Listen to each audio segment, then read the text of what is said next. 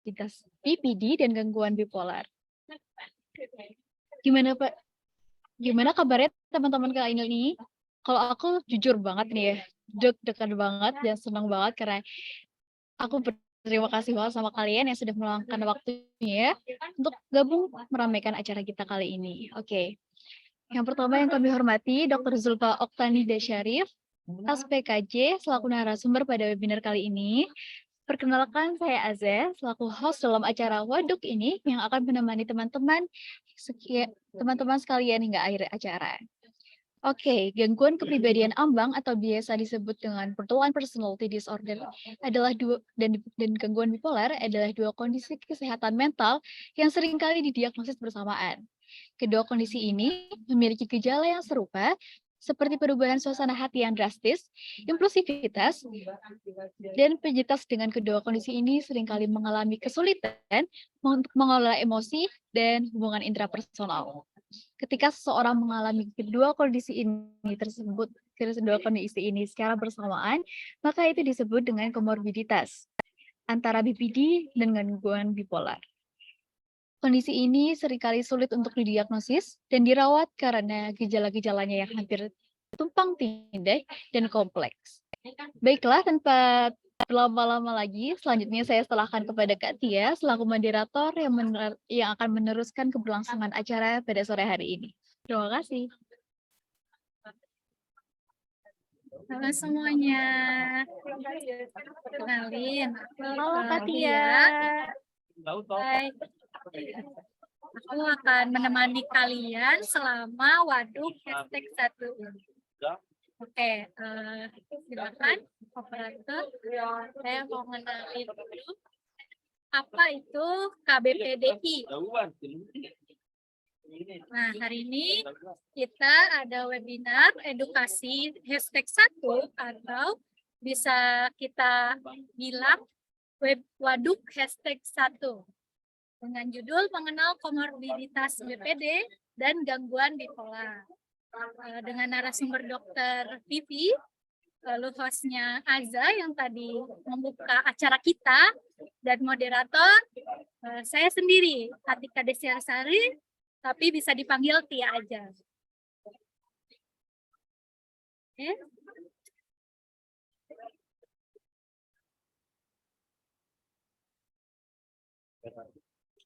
Nah, di sini saya akan mengenalkan profil komunitas Borderline Personality Disorder Indonesia atau KBPDI, yaitu sebuah support group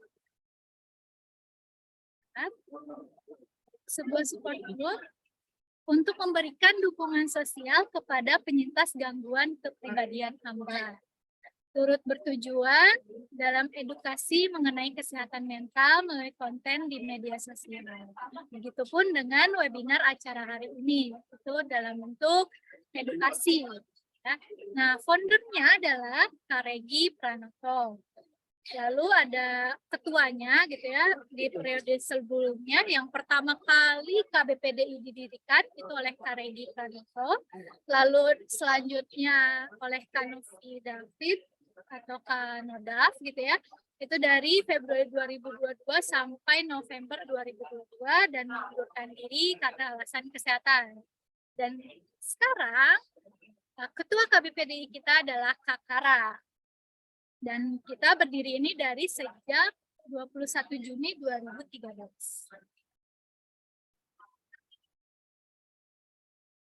Nah, saya akan membacakan ya susunan acara. Jadi kita mengawali dengan pembukaan webinar oleh host tadi ya, lalu perkenalan KBPDI oleh moderator yang tadi saya lakukan, lalu nanti selanjutnya pembacaan CV narasumber oleh saya gitu ya, lalu pemaparan materi oleh Dr. Vivi, selanjutnya sesi tanya jawab, foto bersama, dan terakhir penutupan acara. Nah, di sini saya akan membacakan profil dari Dr. Vivi ya. Nama lengkapnya Dr. Zulfia Oktanida Syarif, spesialis kejiwaan, psikiater, riwayat pendidikannya itu ternyata dari pendidikan kedokteran UNS, lalu ada program pendidikan dokter spesialis kedokteran jiwa di Fakultas Kedokteran UI ya. Nah, karir dan profesinya RSUD Tarakan Jakarta sebagai Kepala KSM Psikiatri, lalu di RSPI Pondok Indah Jakarta, dan terakhir praktik pribadi Apotek Tomang Raya. Nah, beliau juga ternyata adalah dosen pendidikan klinis di FK Ukrida Jakarta dan FK Universitas Indonesia. Keren banget ya Dokter Vivi ini. Dan ini adalah pengalaman organisasi dari Dokter Vivi. Selanjutnya.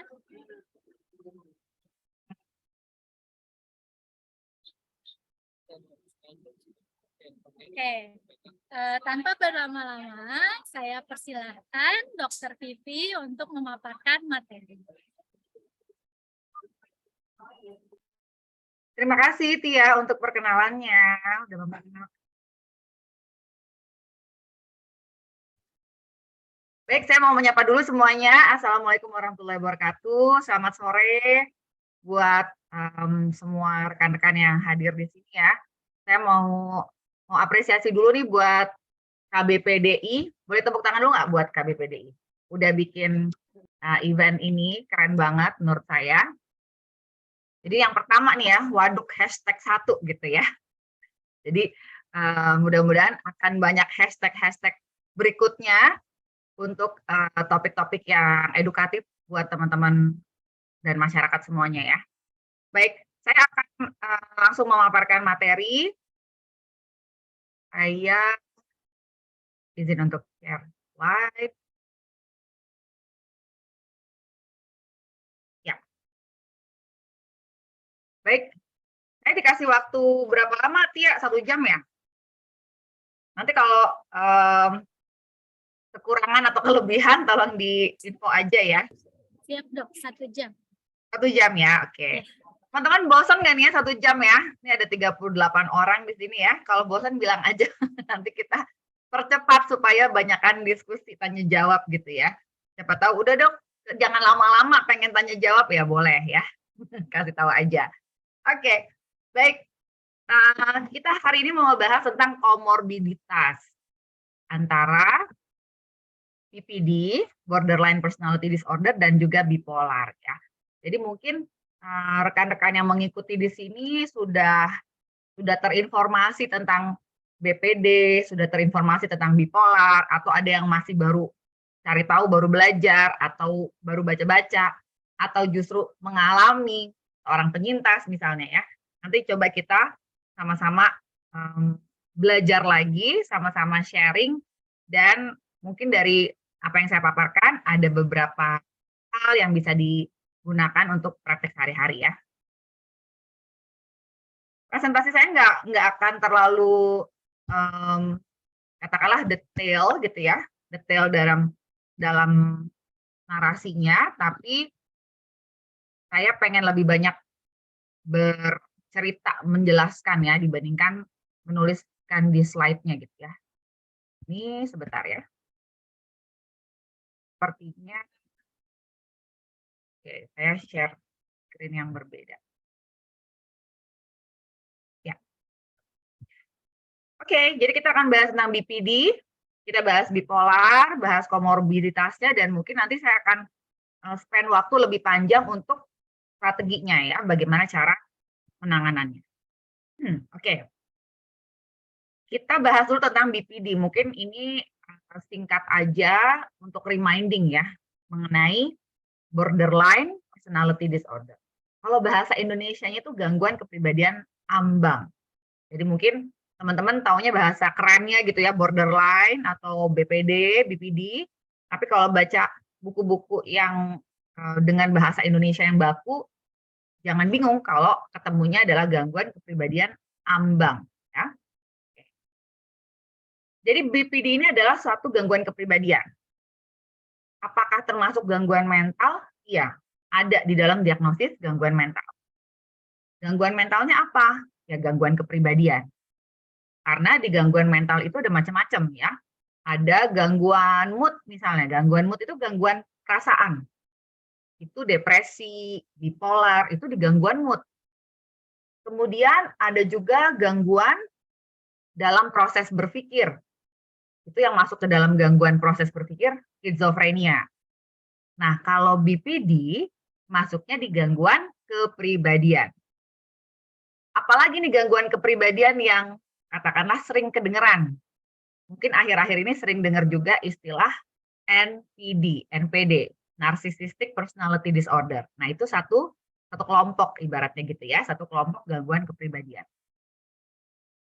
Orang dengan BPD memiliki kesulitan untuk meregulasi emosi, mengatur emosinya tuh susah. Karena emosinya intens. Jadi emosinya tuh lebih berat dibandingkan emosi orang pada umumnya.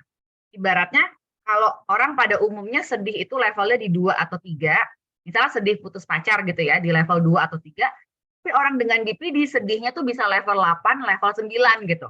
Bahkan mungkin level 10. Jadi ekstrim levelnya ya. Sehingga memang agak susah untuk ngontrolnya. Sudahlah dia intens, berat, kemudian bertahannya juga agak lama dan susah kembali ke kondisi yang baseline-nya, kondisi yang wajarnya susah. Kemudian ada juga gejala impulsif. Melakukan sesuatu itu tanpa berpikir panjang, ya. Jadi ada dorongan untuk melakukan sesuatu langsung. Jadi kayak remnya tuh kurang berfungsi. Kemudian punya citra diri yang buruk. Jadi kadang-kadang merasa nggak ada yang sayang sama aku, kayaknya nggak ada yang care sama aku, kayaknya aku nih nggak layak deh dicintai, kayaknya kok aku nggak layak hidup deh. Jadi citra dirinya buruk dan memiliki relasi yang cenderung konfliktual. Mungkin istilahnya kalau punya relasi, punya pacar, punya pasangan tuh kayaknya drama banget, bawaannya kok ada aja berantem, ada aja konflik. Jadi relasinya tuh seringkali konfliktual. Dan ada perilaku menyakiti diri atau self-harm. Nah, memang gejala-gejalanya itu bisa terjadi perubahan mood ya, yang cukup ekstrim dalam waktu yang singkat, jadi ada mood swing-nya, kemudian punya rasa instabilitas, nggak stabil, atau rasa insecure. Makanya orang dengan BPD itu kadang suka kayak berubah-ubah gitu. Ini sebenarnya aku nih gimana sih orangnya? Aku nih orang yang baik apa yang jahat sih gitu. Aku sebenarnya orangnya alim, religius, atau nakal, bandel sih. Aku nih sebenarnya kadang-kadang mempertanyakan juga gendernya, kadang-kadang mempertanyakan agama, kadang-kadang mempertanyakan banyak hal. Jadi suka bingung sama dirinya sendiri. Insecure, instabil atau tidak stabil. Kemudian yang jadi isu utamanya pada BPD adalah takut diabaikan. Ada fear of abandonment. Takut banget diabaikan. Diabaikan tuh diapain sih? Ya ditinggal, dicuekin, nggak dianggap gitu. Dan itu sangat painful, sangat menyakitkan kalau ditinggal. Jadi jangan sampai aku ditinggal. Sehingga ada upaya keras menghindari pengabaian. Makanya bisa drama banget kalau mau diputusin. Atau lebih baik aku yang mutusin daripada diputusin. Lebih baik gue yang ghosting daripada gue di ghosting.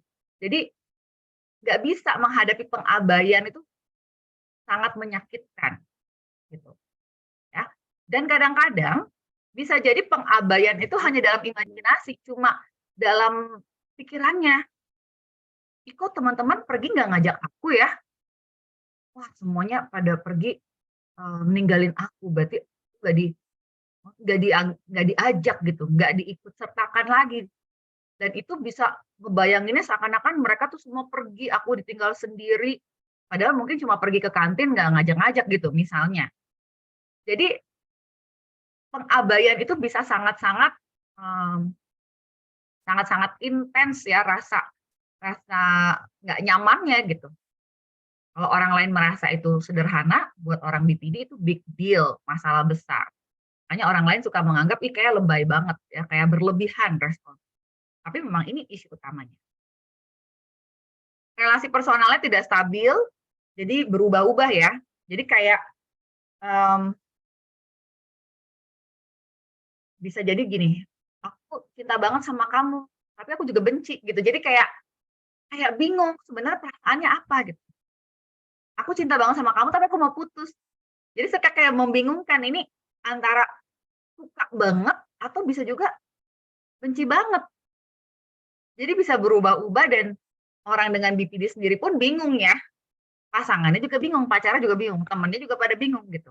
Karena relasinya tidak stabil. Gambaran diri yang berbeda dari realita, tidak stabil, perilaku impulsif. Ada kecenderungan self-harm, suicidal, mood-nya berubah-ubah, ya hitungan jam, hitungan hari, bisa berubah-ubah nih mood-nya, depresi, irritable tuh marah-marah, cemas. Hanya orang dengan BPD bisa juga ngalamin panic attack, bisa juga ngalamin anxiety attack ya. Gitu. Jadi karena bisa kalau cemas intens, cemas. Kalau mood-nya lagi depresif bisa sangat depresif, langsung suicidal gitu. Jadi intens banget. Kemudian bisa juga nggak ngerasain apa-apa. Jadi kayak kosong. Kok berasanya hampa gitu. Jadi kalau ditanya perasaannya apa? Oh ya, kosong aja, nggak ngerasain apa-apa. Atau rasanya bosan gitu, juga bisa ya kronis. Dan khasnya juga adalah ada kemarahan yang kuat banget. Jadi seakan-akan ada kemarahan di dalam dirinya yang itu memang bisa meledak waktu-waktu gitu. Ya kalau udah marah susah untuk dikendalikan. Dan bisa ada perasaan disosiatif ini ya, kayak seakan-akan kelepas dari tubuhnya. Jadi kayak keluar dari tubuhnya gitu atau pengalaman-pengalaman yang agak aneh. Kadang-kadang ada juga yang suka kayak ngalamin halusinasi. Tapi sifatnya singkat. Beda sama skizofrenia ya. Kalau skizofrenia ada terus. Kalau pada BPD itu kayak sesekali aja kayak aneh aja gitu, kayak ada pengalaman-pengalaman aneh yang sifatnya psikotik ya, beda dari realita. Penyebabnya apa? Nggak ada yang tahu penyebabnya secara pasti ya, bahkan peneliti ahli sekalipun sampai saat ini tidak tahu apa sih penyebab pastinya. Namun ada berbagai faktor penyebab ya. Dari genetik, artinya ada faktor turunan, kemudian lingkungan bisa terjadi, faktor trauma, ada kekerasan misalnya, kekerasan fisik, seksual, diabaikan ortu atau terpisah dari ortu. Terus kemudian ada gangguan pada fungsi otak ya di area pengendalian emosi dan pengambilan keputusan. Jadi kadang-kadang orang sekitar suka bingung gitu. Dia ini pinter, dia ini ngerti ilmunya, dia tahu kok gitu. Tapi kenapa nggak bisa dia terapkan ya? Dia tahu nih bahwa ngelakuin hal ini nih misalnya nggak baik atau ini mestinya gitu ya, harusnya tidak seperti itu, logikanya tahu semua. Nggak usah diceramahin udah tahu gitu, logikanya semua udah tahu, tapi problemnya adalah antara pusat emosi sama pusat pengambilan keputusan, itu komunikasinya nggak bagus. Jadi waktu ngambil keputusan, itu dikendaliin oleh emosi.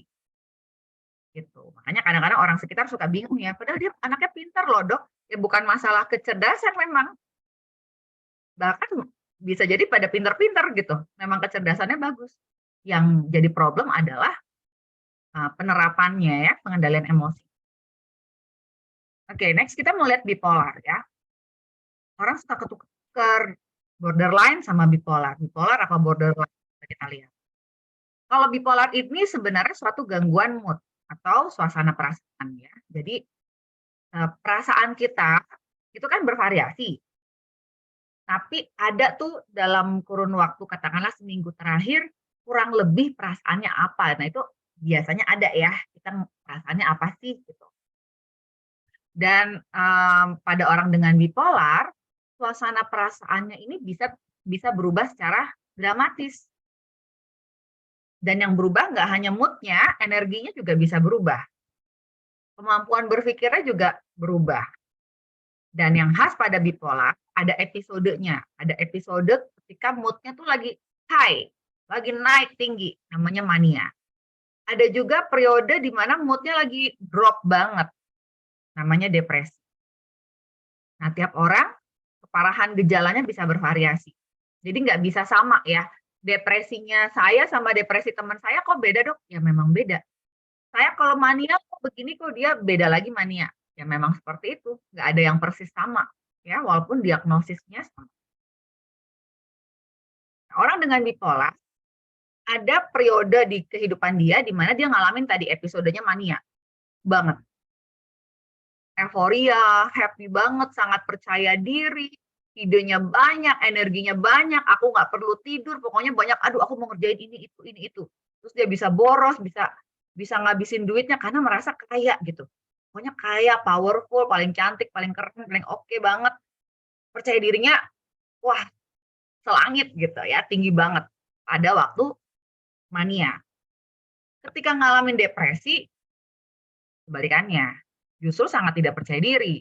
Ya, malah merasa, oh, kayaknya nggak ada yang sayang sama aku deh, kayaknya aku nggak bisa deh, aku nggak yakin aku layak dicintai, kayaknya aku nggak mampu deh, kayaknya mendingan mati aja deh. Nah itu pikiran-pikiran kayak gitu semuanya ada pada kondisi depresi, pada episode depresi. Energinya juga turun, jadi udah tiduran aja, jadi nggak ada semangat, mungkin juga jadi males ngomong, males interaksi sama orang, sehingga beda banget waktu lagi mania sama lagi depresi itu beda banget.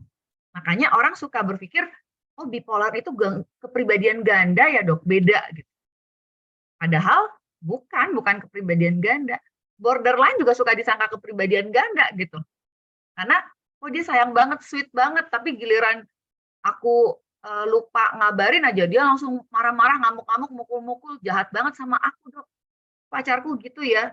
Jadi orang suka ngira dia kepribadian ganda nih kali nih. Padahal enggak. Ya, jadi beda ya. Dan orang dengan bipolar ketika ngalamin episode mania atau depresi kalau lagi berat itu bisa sampai ada halusinasi, ada delusi. Kalau episode mania ini tadi saya sudah sempat jelaskan ya, ada mood yang meningkat, ya lagi high banget, energinya meningkat, percaya dirinya meningkat. Dan kalau mau didiagnosis bipolar itu harus pernah mengalami mania, nggak bisa cuma depresi doang. Selain mania, ada lagi yang level di bawahnya mania, yaitu hipomania. Jadi dia agak naik, tapi nggak sampai bablas gitu naiknya.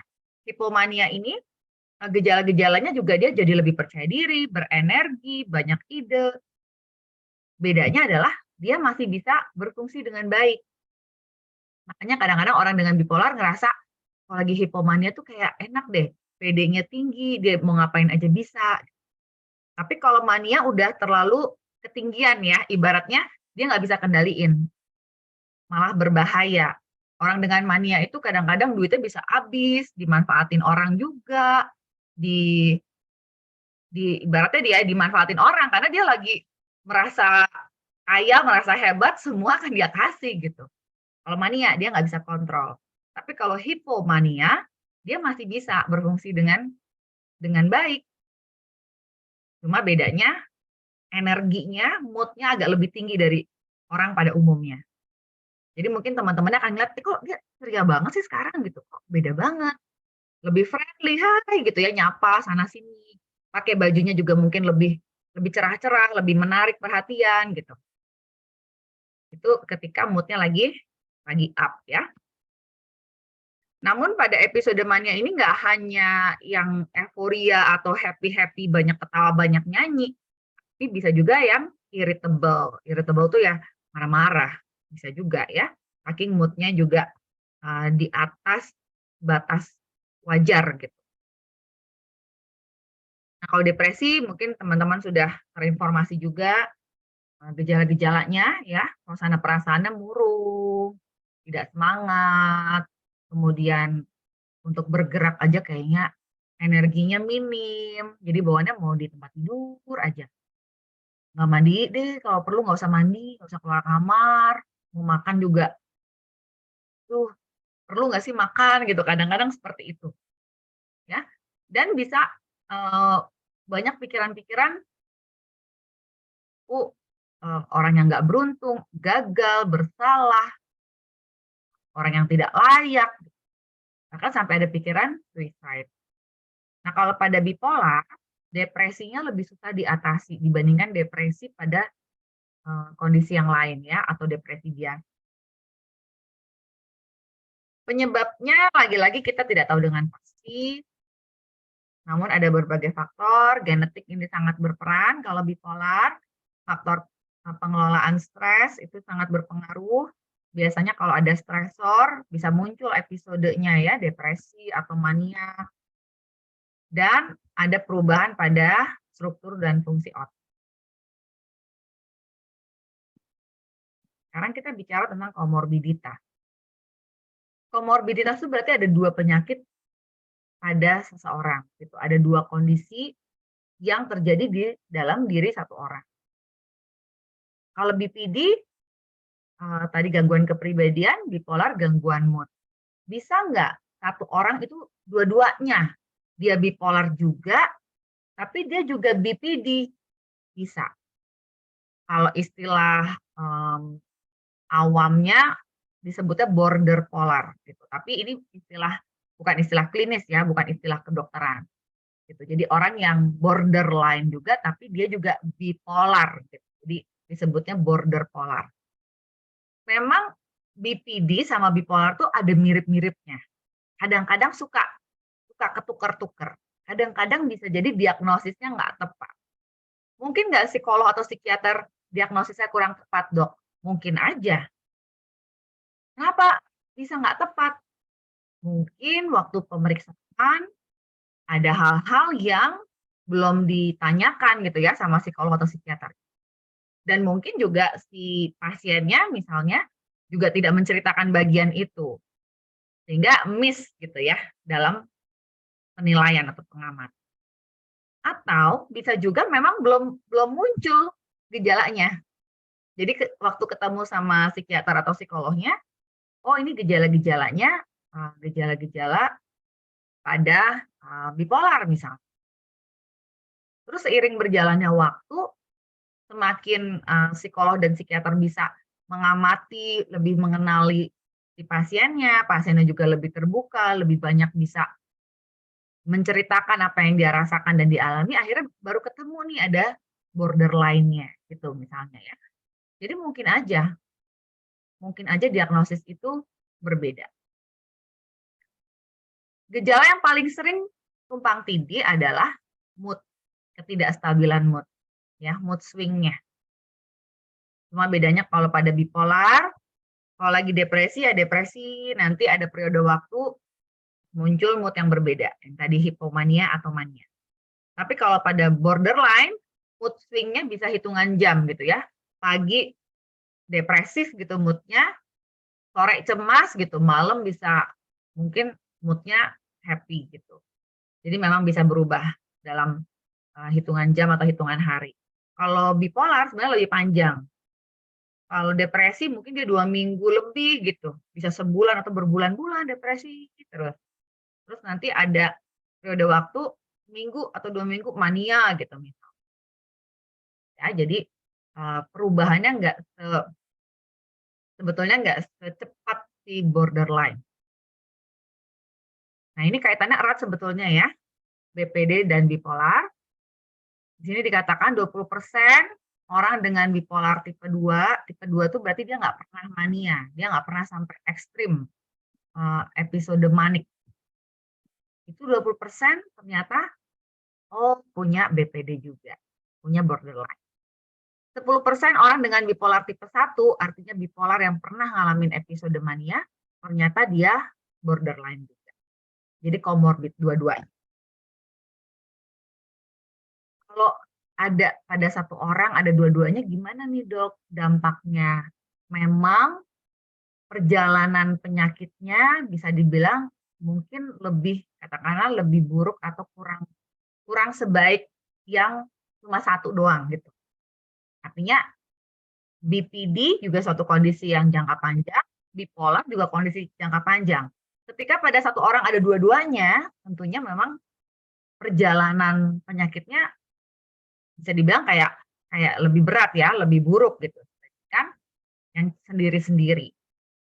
Dan kalau misalnya, mengalami kedua kondisi itu, bersamaan, bisa lebih sering dirawat di rumah sakit, atau perawatannya jadi lebih lama, karena pemulihannya lebih lebih panjang. Ya, durasi terapi lebih panjang, kadang-kadang respons terapi lebih buruk. Maksudnya respons terapi itu adalah kalau, seseorang dikasih terapi, dikasih obat sama terapi, dia cepat membaik. Tapi pada orang dengan komorbid ini, kok nggak mempan-mempan ya obatnya atau psikoterapinya kayak nggak mempan, diapain lagi ya gitu, terapi apa lagi nih gitu. Jadi kayak kayak lama membaiknya, walaupun sudah mendapatkan terapi. Kemudian ada risiko, jadi penyalahgunaan zat, atau bisa adiksi juga, bisa kecanduan narkoba, kemudian, hendaya atau hambatan ya dalam fungsi sosial, pekerjaan juga lebih berat, serta ada risiko suicide yang lebih tinggi. Lagi-lagi kita nggak tahu apa penyebab pasti dari kedua kondisi ini, cuma, informasi buat teman-teman adalah kalau bipolar itu lebih besar faktor genetiknya. Sedangkan borderline, BPD, lebih besar faktor traumanya, gitu ya. Jadi kalau, bipolar itu genetiknya yang lebih kuat. Kadang-kadang dia nggak punya trauma, dia biasanya baik-baik aja gitu ya, keluarganya gitu, pola asuhnya oke, tapi dia bisa ngalamin bipolar, karena faktor genetiknya kuat. Sedangkan kalau orang dengan BPD mungkin dia nggak ada genetiknya atau genetiknya nggak terlalu berperan besar. Dicari-cari di keluarga, kok kayak nggak ada yang ngalamin gitu. Tapi faktor traumanya yang lebih berat ya. Maksudnya biasanya tuh ada faktor trauma masa kanak. Kalau pada BPD, terapi utamanya psikoterapi. Karena tadi kita tahu borderline itu lebih utama dampak dari trauma. Makanya terapi utamanya juga psikoterapi. Gitu. Ada beberapa jenis psikoterapi. Sedangkan bipolar, karena yang problem utamanya itu adalah karena gangguan perubahan fungsi di otak, ada faktor turunan juga, genetik, berarti yang harus diubah juga fungsi kerja di otaknya. Makanya butuh obat yang utamanya, gitu. Karena kalau nggak pakai obat, ya memang susah. Kita nggak bisa nyuruh mood-nya, "Woi mood, turun dong," gitu, atau "Mood, naik dong, ayo dong, jangan depresi mulu, naik dong," gitu. Nggak segampang itu gitu kan mengubah-ubah mood. Karena pusatnya nih yang ngaturnya tidak berfungsi dengan baik, makanya butuh obat. Dia bekerja di pusat mood, gitu, kalau pada bipolar ya. Nah, kalau BPD bisa nggak pakai obat juga? Kalau memang ada gejala-gejala tertentu.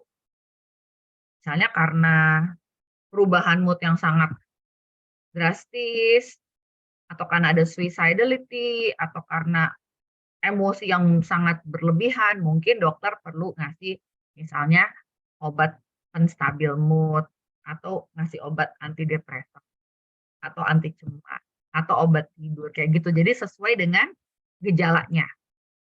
Tapi kalau bipolar, itu terapi utamanya memang obat. Gitu ya, ini bedanya nih. Bedanya BPD, borderline, terapi utamanya psikoterapi. Kalaupun nggak pakai obat, mungkin masih bisa survive gitu. Tapi memang masalah dalam relasi. Kalau bipolar, terapi utamanya obat. Kalau tanpa obat, memang perubahan mood-nya bisa ekstrim. Itu bedanya ya.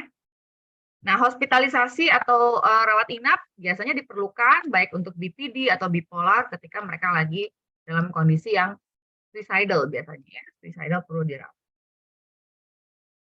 Nah, untuk next part-nya ini saya mengajak teman-teman untuk coba mengenali dan mengatasi perubahan mood ya. Karena ketika kita tahu tentang komorbid antara BPD dan bipolar, sama-sama problemnya di mood gitu, kesamaannya ya, punya masalah dalam pengendalian emosi. Nah, untuk bisa belajar mengendalikan emosi, kita harus tahu dulu mood kita kayak gimana. Berarti kita harus jadi pengamat, jadi observer dulu nih, jadi peneliti ya, kita mengamati.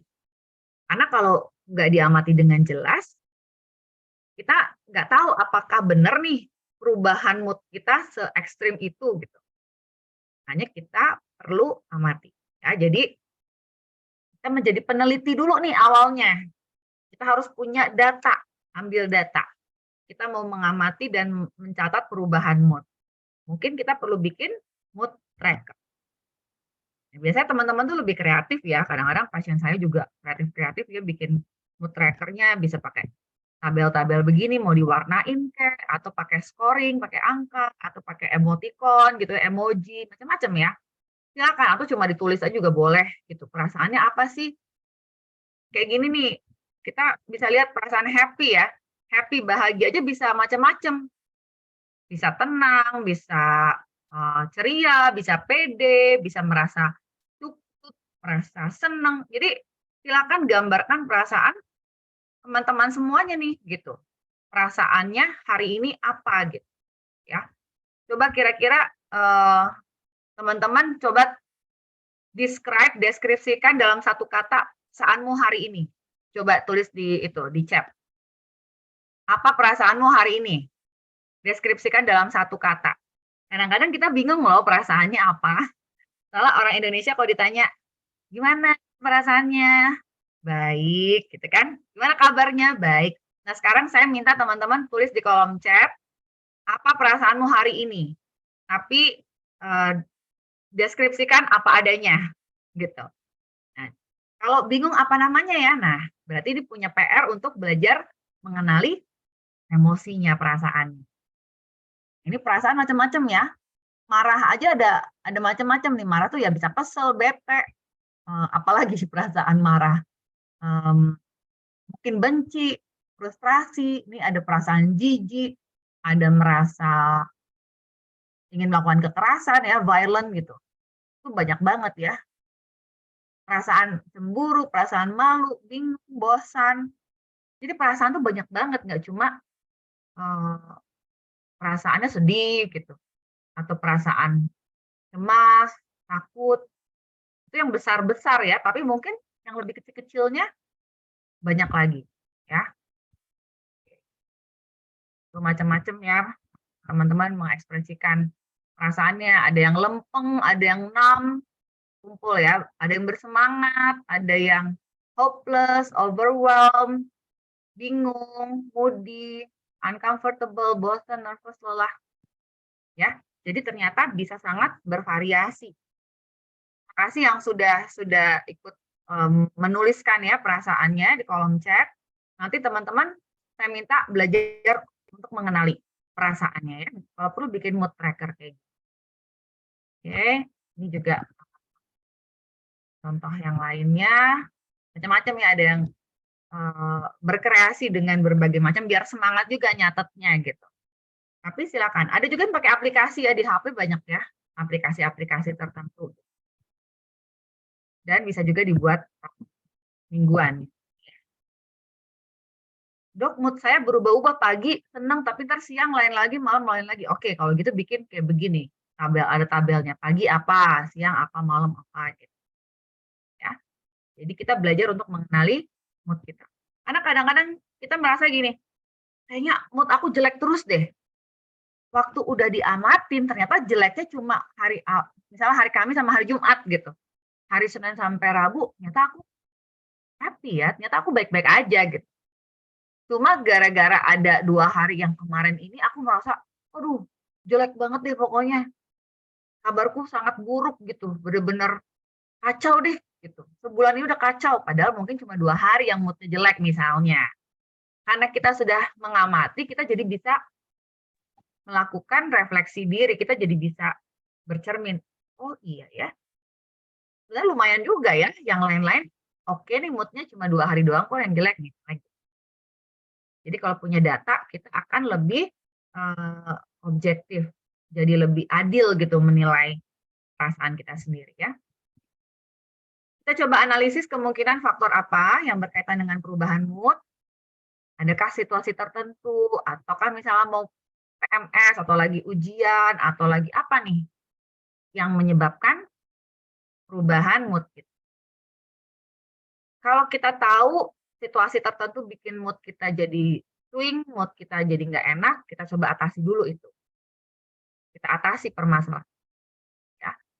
Misalnya, oh aku moodnya jelek nih kalau lagi mau menstruasi. Oh ya udah berarti kalau mau mens mungkin gimana ya biar nggak gampang marah-marah. Tahu sama pacar, aku kalau lagi ini kamu ini ya misalnya ceritanya yang senang-senang aja gitu, jangan ceritain yang jelek-jelek atau jangan mungkin bercerita hal yang bisa membuat aku jadi sedih, jadi moody gitu. Tahan dulu kalau pas lagi periode aku mau menstruasi misalnya gitu. Jadi kita mencoba mengatasi ya, mencari strategi. Cari juga support ya, support sosial. Kadang-kadang kita bingung kan, sebenarnya ini mood-nya baik nggak sih? Ini situasinya wajar nggak sih? Wajar nggak sih aku ngerasain kayak gini? Mungkin kita perlu kacamata orang lain. Kita bisa bicara sama teman kita, sama sahabat, sama keluarga, sama psikolog atau psikiaternya. Kemarin dok, waktu kejadian ini begini, gini, terus aku cemburu. Wajar nggak sih aku cemburu? Jangan-jangan posesif, berlebihan, atau memang wajar nih cemburu gitu. Nah, jadi kita kadang-kadang butuh kacamata orang lain. Kita minta pendapat dari orang sekitar ya. Nah, ini kalau perlu ke profesional tentu. Apa yang perlu kita lakukan kalau misalnya mood kita tuh up and down ya, mood swing ya. Sebetulnya gini, cara yang cukup sederhana untuk membuat mood kita jangan terlalu berayun-ayun, kita perlu punya rutinitas. Nah, jadi kalau teman-teman yang masih kegiatannya masih random gitu, masih nggak jelas, bangun kadang jam berapa, kadang mandi, kadang enggak, misalnya gitu ya. Kadang-kadang makan siang, kadang enggak, kadang. Jadi banyak ketidakjelasan, akhirnya mood-nya juga makin nggak jelas gitu. Oleh karena itu, untuk mengurangi ketidakjelasan mood-nya, buatlah rutinitas. Aku lagi libur nih dok, sebulan, libur semester, tetap aja bikin rutinitas. Bangun di jam yang sama, misalnya olahraga atau ngapain gitu. Ada rutinitasnya supaya mood-nya juga lebih stabil. Kemudian olahraga ini penting ya. Olahraga ini kayaknya kayak klise banget ya, semua dokter nyuruh olahraga gitu. Semua orang juga tahu olahraga bagus, tapi memang ini bisa memperbaiki mood. Jadi khususnya pada teman-teman yang mungkin penyintas bipolar, borderline, itu olahraga sangat ngebantu ya. Kemudian tidur, nah ini juga jadi PR ya. Tidur yang cukup itu merupakan modal juga, modal untuk kita punya kesehatan mental yang baik. Jadi kalau bisa kita atur pola tidur yang baik, hindari stimulan. Nah ini info buat teman-teman yang punya masalah dengan mood ya, pada bipolar atau pada borderline, itu memang sebisa mungkin menghindari ini stimulan. Termasuk juga menghindari alkohol. Karena itu bisa memperburuk mood. Kalau ada yang minum alkohol biasanya mungkin habis minum alkohol merasa lebih enak, nyaman, tapi habis itu mood-nya lebih jelek. Ya, jadi itu harus dipahami bahwa sebenarnya itu harus dihindari. Ya. Nah, kayaknya perlu latihan relaksasi karena susah kan kontrol emosi. Jadi kalau latihan relaksasi itu teman-teman memang butuh untuk belajar rileks. Namanya juga latihan relaksasi gitu. Jadi butuh untuk rileks. Cara paling simpel untuk rileks yang bisa kita lakukan di mana-mana adalah dengan latihan pernapasan. Karena kalau kita rileksnya, oh, aku harus dengar musik, harus pasang aromaterapi, terus tiduran di kasur dok, atau aku harus di pinggir pantai, ya kan nggak bisa dilakukan di mana aja. Kan lagi di pasar, lagi di mall, cemas, butuh rileks. Nah kita harus bisa lakukan itu di mana aja. Yang paling simpel adalah teknik deep breathing, relaxation. So, teknik pernapasan dalam, gitu ya.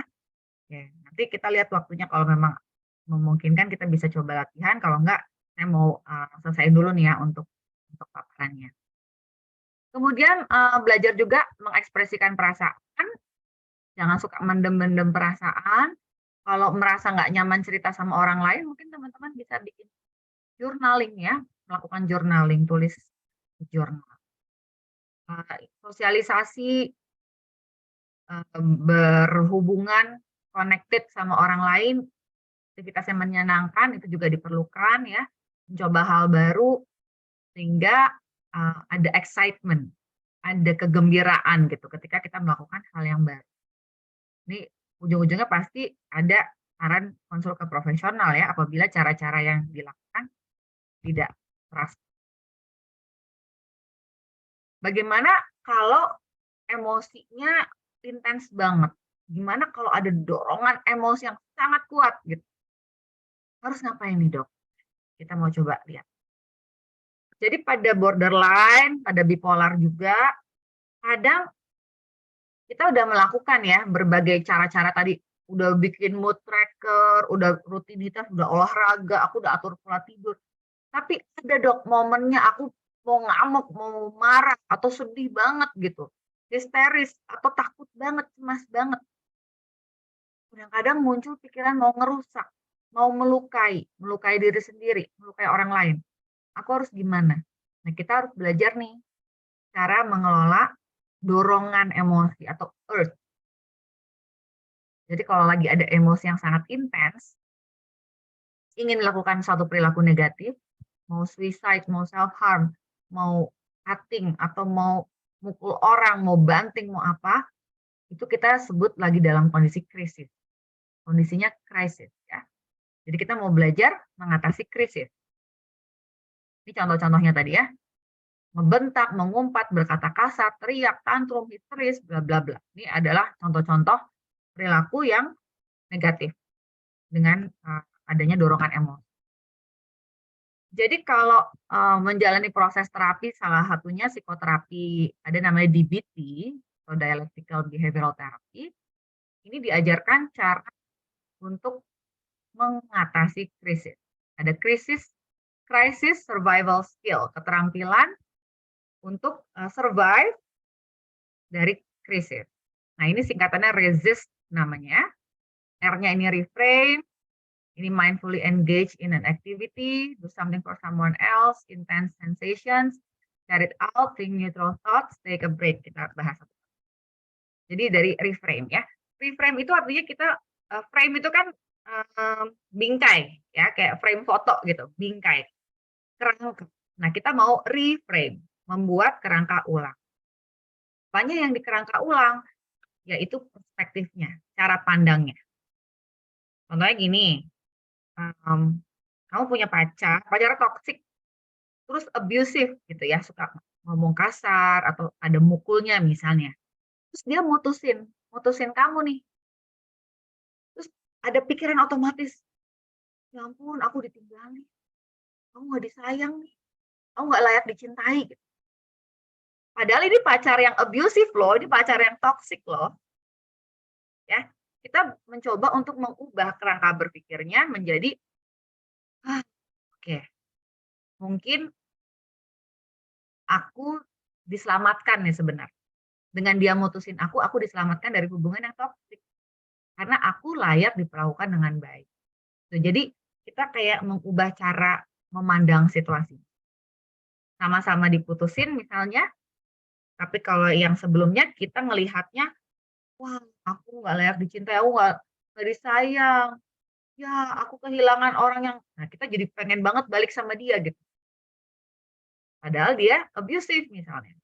Kita coba lihat dari sisi yang berbeda. Kemudian mindfully engage in an activity. Jadi kita terlibat dalam aktivitas, tapi mindful itu artinya kita penuh penghayatan, jangan cuma ngerjain sesuatu tapi pikirannya kemana-mana. Contohnya, mungkin kalau yang berkeluarga ya main sama anak, ada yang main sama hewan peliharaan, masak, bikin kue atau apa. Tapi kayak menghayati gitu, misalnya bikin kuenya, ini adonannya, apa kita benar-benar menghayati. Sehingga pikirannya tidak lari kemana-mana ya. Kemudian do something for someone else. Kalau lagi emosinya lagi sangat intens, kadang-kadang bisa ngebantu kalau kita udah deh aku ngelakuin sesuatu buat orang lain. Jengukin temen kayak, bikin kue dikirim, kasih surprise, nyiapin apa, gift atau apa gitu, kado untuk seseorang gitu. Atau bikin berkreasi gitu kan, nggak harus kita beli gitu ya, mungkin kita berkreasi dari yang ada, kita buat sesuatu terus kita ke orang. Karena ini bisa mengurangi dorongan emosi yang kuat yang tadi, krisis itu. Ada kalanya kalau lagi krisis, kita pengen merasakan sensasi yang intens. Itulah kenapa kalau lagi krisis, suka ada dorongan untuk self-harm.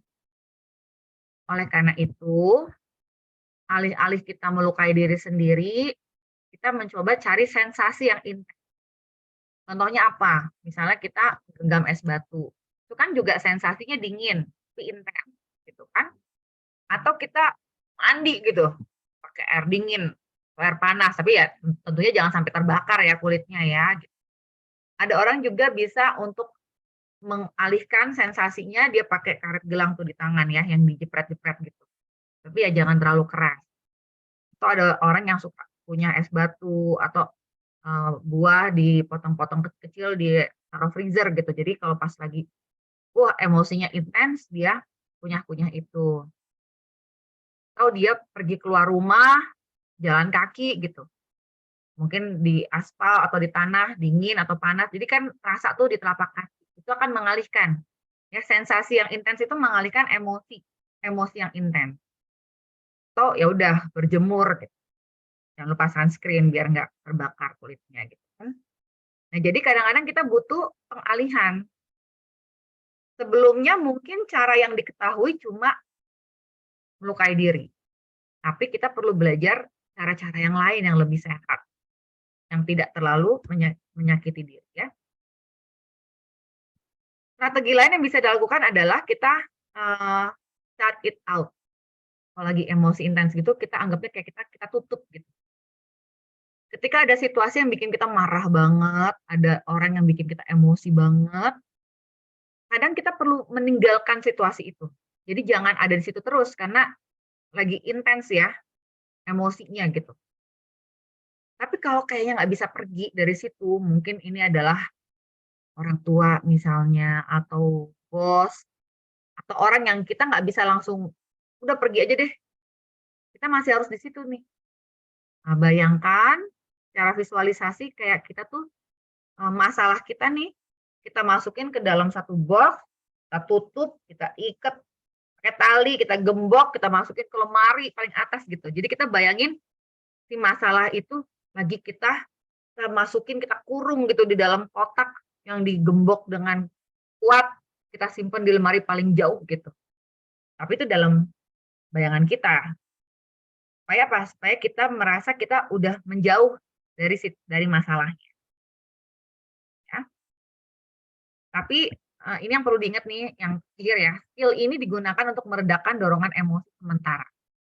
Jadi ketika memang lagi emosi intens, kita boleh ngelakuin skill ini. Kita pergi atau kita nggak ada di ruangan itu, kita bayangin dulu seakan-akan masalah kita masukin ke dalam box. Tapi nggak boleh jangka panjang, karena ini jadi penghindaran kan. Menghindar terus, nanti masalahnya nggak selesai, nggak sehat jangka panjang. Jadi untuk sementara oke, tapi tetap untuk jangka panjang butuh dibahas permasalahan di atas. Ya. Kalau lagi marah banget, lagi cemas banget, lagi sedih banget, kadang kita butuh berpikir netral. Aduh susah dok, berpikir positif. Oke, nggak usah berpikir positif deh, berpikir netral aja. Berpikir netral tuh gimana? Berpikir netral tuh nggak ada positif, nggak ada negatif. Hanya untuk mendistrak. Nah, pilihannya apa aja nih? Kadang-kadang kita berhitung. 2, 3, kan netral. Nggak baik, nggak buruk gitu kan. Atau ada orang yang berzikir, doa, baca ayat-ayat tertentu. Atau nyanyi lagu favorit anak-anak. Memangku ada 5 rupa-rupa warnanya. Misal lagi mau ngamuk nih, atau lagi mau self harm gitu, lagi mau histeris gitu. Coba, mana yang cocok buat teman-teman? Silahkan dicoba, ya. Punya lagu apa, atau mau apa, kalimat apa, atau, berhitung gitu. Atau kalau perlu, kalau bingung ya udah nyebutin aja nama benda yang kelihatan. Oke, lampu, AC, pintu, bantal, ini gitu. Jadi kita langsung distract, ya.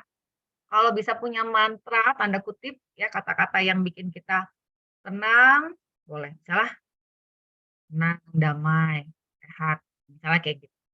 Boleh aja. Silakan mana yang kayaknya cocok buat teman-teman, itu yang dipraktekin ya.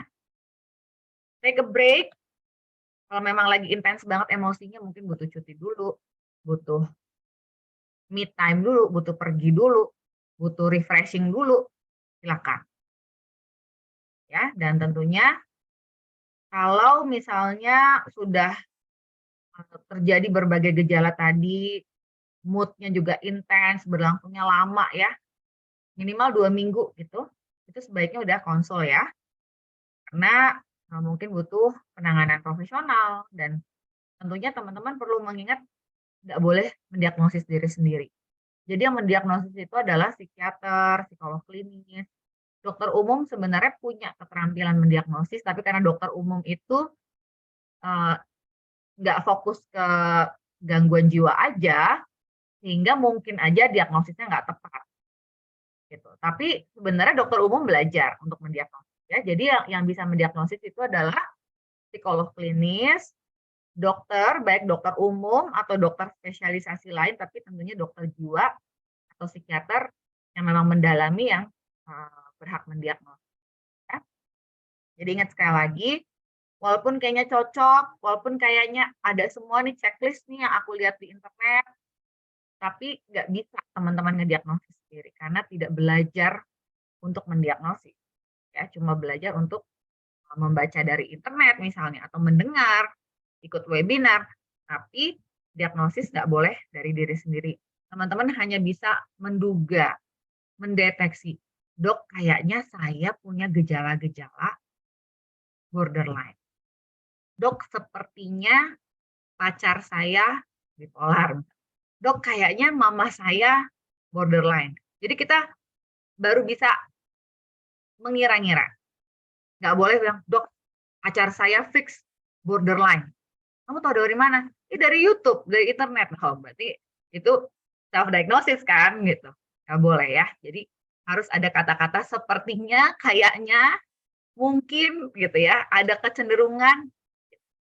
Jadi kalau diagnosis harus dari profesional ya. Oke, BPD dan bipolar itu bisa terjadi bersamaan. Memang gejalanya suka tumpang tindih, ada yang mirip-mirip, dan paling sering yang dirasain itu memang perubahan mood ya yang ekstrim. Jadi kalau memang ada gejala-gejala tersebut sebaiknya konsultasi untuk mendapatkan diagnosis, dan kalau memang terdiagnosis jalani terapi dan terus belajar cara mengelola emosi. Ya. Oke, yang belum follow boleh follow. Ini pesan sponsor. Dan saya akan kembalikan ke Tia sebagai moderator ya. Semoga paparannya bisa dipahami dan bisa. Thank you. Kasih Dokter Vivi. Aduh, daging semua ya materi hari ini gitu ya. Jadi kayak kalau aku simpulkan sedikit gitu ya, rangkum sedikit. Jadi Dokter Vivi ini udah menjelaskan bagaimana gejala dari BPD itu sendiri, lalu dari bipolarnya, dan ternyata ada komorbiditas antara BPD dan bipolar. Terus Dokter Vivi memaparkan juga terapi dan strategi penanganan. Yang resist tadi itu termasuk strategi penanganannya, Dok ya. Iya. Gitu. Dan diingatkan sekali lagi setelah melihat webinar kali ini, no self diagnosis ya. Jadi pergi ke psikiater dulu untuk mendapatkan diagnosis. Oke, Dokter Vivi sebenarnya ini waktunya masih banyak ya, sampai 16.25 tuh. Dokter Vivi, apa Dokter Vivi mau menyampaikan yang lain atau tadi mau ada tips relaksasi? kalau kita mau coba praktek relaksasi boleh, kalau teman-teman mau. Kalau yang mungkin pernah lihat di YouTube atau pernah baca gitu ya, pernah tahu berbagai cara, ada beberapa teknik ya, tapi memang intinya sih kita mau mengatur pernapasan menjadi pernapasan yang sifatnya lambat dan pernapasan dalam ya. Nah, mungkin kalau mau kita boleh nih coba praktekin untuk relaksasi. Teman-teman mau buka ini nggak? Buka kamera apa nggak usah? Boleh teman-teman yang bisa buka kamera, temenin kita untuk lihat bagaimana relaksasi dari dokter Hukum. Oke. Silakan yang bisa buka kamera, buka kameranya, biar kelihatan nih muka-muka cantik-cantiknya, ganteng-gantengnya. Oke. Oke, teman-teman, kita mau belajar relaksasi. Relaksasi itu kayak simple, tapi kadang-kadang nggak semudah itu untuk kita praktekin. Dan bisa jadi kita merasa sudah mempraktekannya, tapi kok nggak rileks ya. Nah, kita memang butuh berlatih beberapa kali sampai kita mencapai kondisi yang rileks. Jadi prinsipnya gini, relaksasi itu teman-teman perlu cari tempat yang nyaman dan kalau bisa bersandar. Jadi kalau mungkin bersandar nih, gitu ya, sandaran. Oke. Sandaran. Terus coba sadari sekarang ini ada nggak area tubuh yang lagi agak tegang. Kadang-kadang tuh kita walaupun udah duduk sandaran tapi ini masih begini nih. Kenceng gitu. Oke. Berarti kita harus agak giniin. Ya, terus misalnya ini berkerut berarti kita harus agak kita lemesin gitu. Kadang-kadang tangannya masih begini gitu ya. Oh iya, harus rileks. Jadi coba aware posisi tubuhnya, area tubuh mana yang agak tegang, rilekskan dulu. Oke. Kemudian kita mau fokusnya ke nafasan ya. Dengan posisi yang rileks ini, teman-teman apapun yang dirasakan, apapun yang terjadi di pikiranmu saat ini, sekeos apapun, cukup satu yang dipikirin, nafas. Jadi kita mau tarik nafas lewat hidung, nanti hembuskannya lewat mulut. Jadi kita hembuskannya kayak kita niup kesedotan gitu. Jangan yang gitu ya, tapi kayak jadi kayak niup sedotan. Oke, kita coba ya. Jadi tarik nafasnya lewat hidung. Coba teman-teman tarik nafas lewat hidung. Relax, pelan-pelan aja narik nafasnya, hembuskan lewat mulut. Oke, sekarang tarik lagi tapi dengan perlahan. Tarik nafas lewat hidung. Hembuskannya lewat mulut.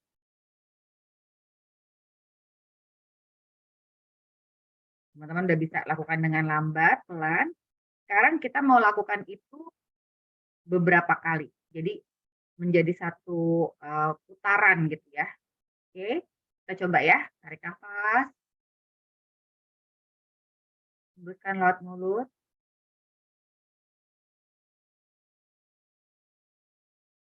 Tarik nafas lagi. Hembuskan. Mulut. Tarik nafas. Hembuskan lewat mulut.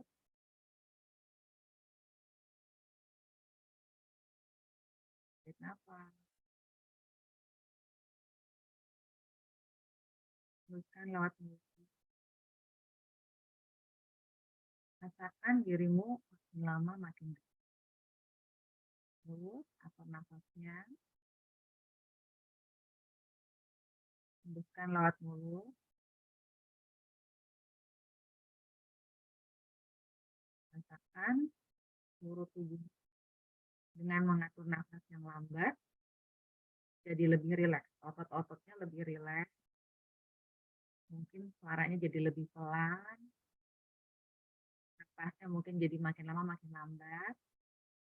Itu tandanya teman-teman makin relax. Nanti kalau ini dipraktekkan, teman-teman bahkan bisa ngantuk kan.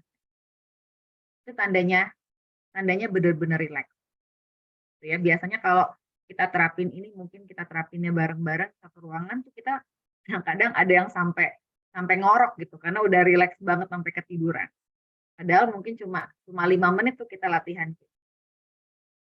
Ya, tapi memang tadi harus cari posisi yang enak, bisa sandaran, terus aware ya segala otot yang tegang yang kayak kita kadang tarik nafas tapi tegang nih, ini begini ya, belum rileks.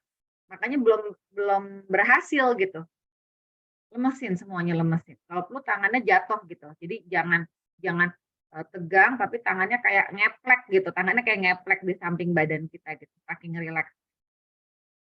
Gitu. Itu untuk membantu agar otot-ototnya semua rileks, kita tarik nafasnya juga makin lama makin pelan. Ya. Kalau memang perlu harus kayak menepi dulu, cari tempat sepi dulu, atau pasang headset dulu, pasang musik, boleh-boleh aja buat ngebantu ya.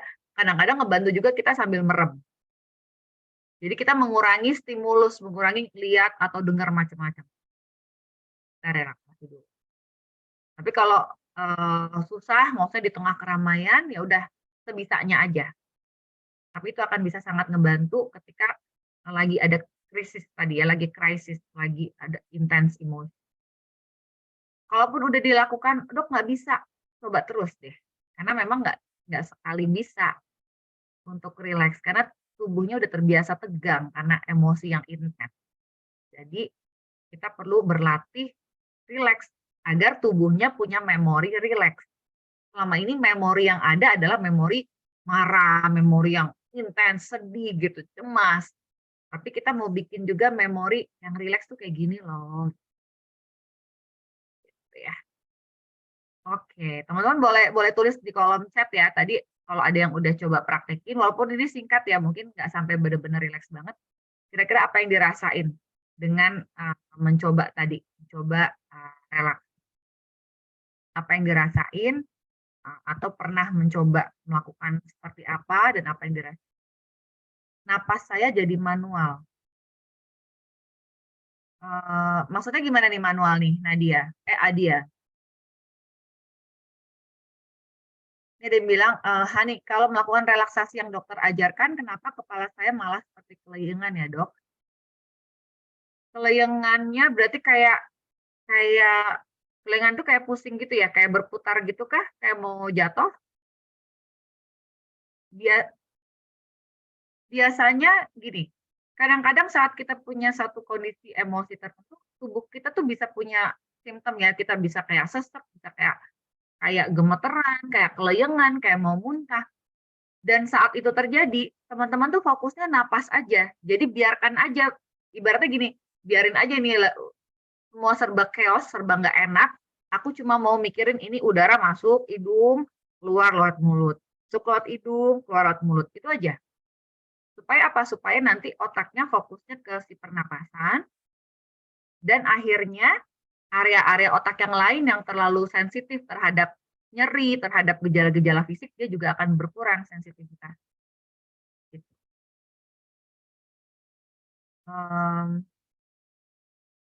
Oh, Hani bilang iya kayak jatuh. Oke, nanti coba dievaluasi apakah tadi mungkin posisinya atau kalau merem gitu nggak nyaman. Kalau memang merem kayaknya bikin kayak mau jatuh atau kelayangan, mungkin kalau perlu jangan merem. Jadi memang tiap orang beda-beda ya, perlu dicoba. Ada yang merasa lebih nyaman, ada yang ngantuk ya. Kalau benar-benar rileks tuh teman-teman bisa ngantuk. Kalau beneran artinya latihannya benar, latihan relaksasinya. Gitu ya. Oh, kalau kata Adia jadi sesek gitu udahannya, jadi harus manual narik napas dalam, buang. Ya, memang mungkin masih ada ketegangan, masih ada kecemasan. Sehingga pas latihan napas malah jadi berasa, aduh kok sesek ya, kok ini ya gitu. Sehingga kayaknya napasnya nggak bisa otomatis, aku harus manual tarik napas. Oke, nggak apa-apa, pelan-pelan aja.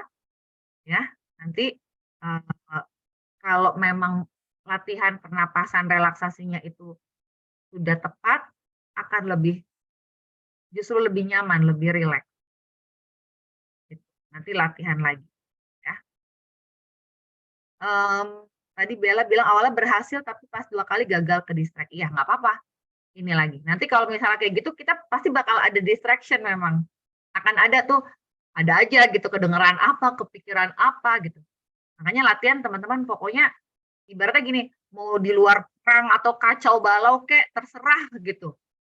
Mau internalnya juga kacau balau, luar kacau balau, nggak peduli. Pokoknya aku 5 menit ini aku cuma mau fokus ke napas saja gitu. Bodo amat deh terserah mau kacau balau, aku cuma pengen fokus ke napas. Gitu. Jadi nanti latihan seperti itu ya, ya coba pelan-pelan karena memang nggak langsung berhasil. Itulah kenapa ini kayak sepele tapi ternyata nggak gampang. Tapi dampaknya, hasilnya itu luar biasa kalau teman-teman sudah bisa mempraktekkan. Ini cara paling simpel dan bisa dilakukan di mana-mana ya. Tadi siapa tuh yang bilang butterfly hug ya? Ya. Kalau butterfly hug itu memang untuk membuat kita merasa lebih nyaman kalau kita lagi kayak lagi sedih, lagi sendirian, lagi butuh disupport, kayak butuh disayang gitu, butuh dipupuk gitu ya. Nah, kita bisa ngelakuin butterfly hug gitu. Jadi kita kayak meluk diri sendiri ini ya. Terus kita boleh ucapin kata-kata positif, afirmasi positif. Nah, jadi itu biasanya untuk lebih memberikan support ke diri sendiri ya, untuk menenteramkan, untuk bikin kita tenang gitu. Sambil ucapin kata-kata ke diri sendiri. Sambil kita peluk diri sendiri, boleh kita gimana sih kita kalau meluk seseorang yang kita sayang, kita pengen aduh peluk gimana gitu, erat banget gitu ya. Nah, peluklah diri sendiri seperti itu. Atau kita pengen diusap-usap gini boleh. Atau ditepuk. Hebat ya, kamu kuat ya. Gitu. Kita kasih kata-kata positif ke diri sendiri. Nggak apa-apa, kamu kuat kok. Jadi misalnya seperti itu. Jadi bisa dilakukan ya. Kalau yang latihan relaksasi itu memang untuk mendistract dari emosi yang muncul. Kalau butterfly hug kita menerima bahwa kita punya perasaan sedih, punya perasaan takut, cemas, terus kita memberikan penentraman ke diri sendiri. Kita misalnya lagi nangis gitu ya, kita peluk diri sendiri, ya nggak apa-apa, kamu lagi sedih, oke, nangis aja. Ntar juga baik-baik aja. Misalnya kayak gitu, ya. Tapi kalau relaksasi, dia maksudnya untuk ngedistract dari perasaan apapun. Bisa cemas, bisa sedih, bisa marah, bisa takut. Nah, justru untuk ya udah pokoknya fokus aja ke nafas. Untuk mengalihkan emosi yang itu. Ya, jadi bisa dipakai beberapa teknik ya teman-teman. Tapi yang paling penting adalah dipraktekkan. Ya. Nah, ini ada yang bilang beberapa kali mencoba kalau relaksasi terlalu dalam kayak badan melayang dan rasanya kayak keluar dari tubuh, malah bikin perasaan cemas. Itu gimana dok? Oke. Mungkin kalau seperti itu, misalnya teman-teman merasa kayak melayang, merasa kayak keluar dari tubuh, bisa jadi itu sensasi yang kayak tadi saya bilang ya, ada sensasi seperti kayak keluar dari tubuh gitu. Sensasi yang namanya disosiasi. Kalau seperti itu mungkin teknik yang bisa dilakukan adalah yang tadi sempat kita bahas juga, yang ngelihat benda gitu, atau berhitung. Ya, atau tadi nyanyi lagu anak-anak. Oke, gitu berarti lebih mengalihkan ngedistract-nya ke hal di luar tubuh. Jadi kayak kita lihat benda aja. Oke, kita lihat benda atau kita berhitung. Jadi memang kita perlu explore cara mana yang pas untuk situasi yang mana. Gitu. Yang penting teman-teman udah punya berbagai alat nih, berbagai tool, ada berbagai macam obeng gitu. Tinggal obengnya pasnya dipakai kondisi apa. Sebisa mungkin kita punya banyak alat, punya banyak obeng gitu. Jangan cuma pakai satu alat. Yang sering terjadi kan gitu, kita kadang-kadang setiap kali menghadapi masalah cuma satu caranya gitu. Ada orang yang memang caranya tadi dihadapi dengan marah, dengan emosional ngamuk, ada yang self harm, ada yang minum alkohol, ada yang pakai drugs. Jadi caranya cuma itu doang. Ada yang setiap stres makan aja kerjaannya misalnya gitu. Nggak ada cara lain. Jadi tetap nggak sehat kan kalau pakai satu cara. Satu cara dan caranya kurang sehat. Jadi milikilah berbagai cara untuk dipraktek. Oke, saya kembalikan ke Tia ya, moderator. Iya sih, kita dibekelin cara relaksasi nih dari Dokter Vivi. Oke, karena sekarang waktunya untuk sesi tanya jawab. Silakan yang mau bertanya di kolom komentar ya, atau kalau bisa open mic, silakan open mic. Raise hand kalau mau open mic. Wah, pertanyaan banyak nih dok. Oke, yang mana dulu ya? Banyak sekali dari awal juga. Oke, saya mau membacakan pertanyaan yang ada di chat. Tapi kalau mau open mic, raise hand ya. Oke, saya mau bacakan nih. Apakah ada resiko peningkatan keparahan gejala BPD dan bipolar ketika terjadi dalam komorbiditas? Dan bagaimana hal ini mempengaruhi efektivitas pengobatan serta prognosis jangka panjang? Boleh langsung jawab aja, dok? Ya. Ya, pada prinsipnya ada dua kondisi dalam satu orang. Ada BPD, ada bipolar. Tentunya bisa jadi keparahan gejalanya memang lebih parah dibandingkan yang cuma punya salah satu. Jadi memang ada gejala yang bisa jadi lebih parah. Kemudian tadi yang seperti saya jelaskan, kemungkinan pengobatannya nggak langsung mempan gitu, nggak langsung efektif. Ada orang yang misalnya diberi obat tertentu langsung moodnya stabil, gejala depresinya membaik misalnya ya. Tapi ada yang kok udah ganti obat, udah psikoterapi dan sebagainya kok kayak masih lambat ya perubahannya ya. Nah, itu bisa terjadi kalau memang ada dua-duanya kondisinya ya. Terus kemudian prognosis jangka panjang memang dibandingkan cuma punya salah satu ya pastinya kalau ada dua-duanya memang agak lebih kita bilang katakanlah lebih buruk gitu. Maksudnya lebih buruk, mungkin angka kekambuhannya tinggi, kemudian angka suicidalnya tinggi gitu ya.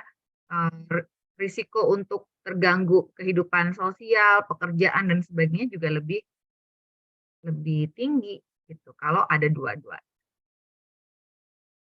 Itu ya buat Oke, nada. dok.